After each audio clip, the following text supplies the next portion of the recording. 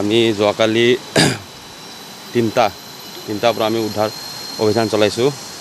এতিয়া বৰ্তমান dead body পোৱা হ'ল। আমাৰ হোজাই পাৰ্টি আৰু আমাৰ ডিফু SDRF লগ লাগি SDRF টিম আছে, ফায়াৰ ব্ৰিগেডৰ আছে, আমাৰ ফায়াৰৰ মানুহ আছে, দুটা মিলি লগ লাগি এতিয়া পালে 3 বাজি পালে। এতিয়া এতিয়া এইটো 24 ঘণ্টা অলপ বেছি হ'ল, 24 ঘণ্টা ধৰক 24 ঘণ্টাই এতিয়া অভিযান চলাইছোঁ আমি।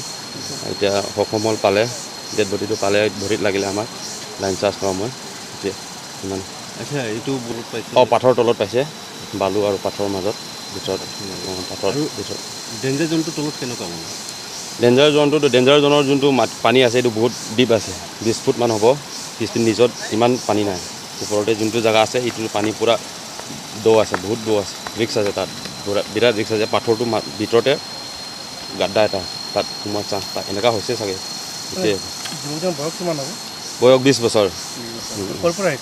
এইটো বকলীয়া।